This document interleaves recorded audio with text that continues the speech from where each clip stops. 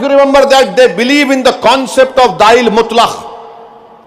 And this Waqf bill goes contrary to that. It is part of their faith.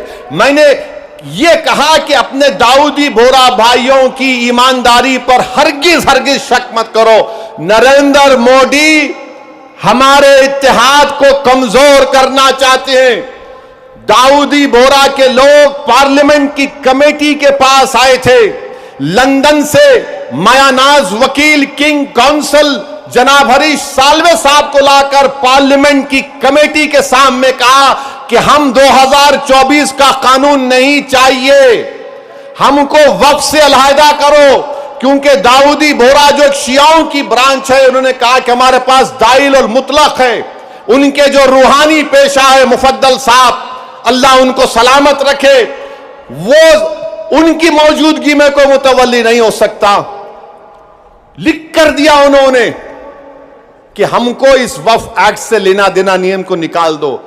तो ये इनको बुलाया गया, मोदी ने बुलाया इनको, और नरेंद्र मोदी ने कितना गुमराहकुन बात की, बैठ के कहा कि मैंने 3 साल पहले ये बिल बना दिया, आप लोगों को नहीं मालूम होगा, मैंने भिजा दिया आपको, और कहा कि कॉमा फुल स्टॉप लिख दो। मोदी ये पैगाम दे रहे हैं भारत के सेकुलर हिंदू भाई बहनों को, सिखों को और मुसलमानों को, मैं तो नहीं लाया ये बिल, ये तो ये लोग बोल के लाया मैं।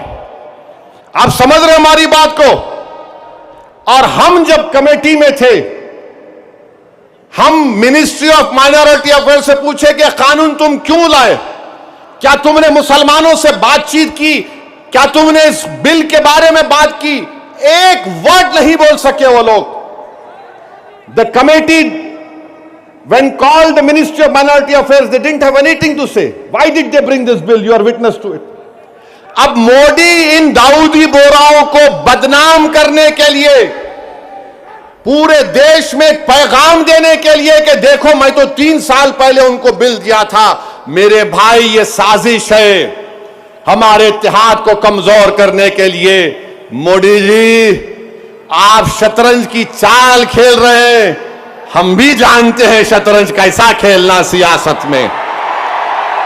डॉक्यूमेंट्स है, आज मैं एक्स पर सोशल मीडिया पर डॉक्यूमेंट्स डाल दिया हूं, दाऊदी बोरा लोगों ने कमेटी को दिया, वो 1924 से कह रहे हैं कि हमको वक्फ कानून में मत रखो, क्योंकि हमारा जो जूरिस्प्रूडेंस है, हमारा जो फिक्र है, वो दाइल मुतलक के ऊपर है।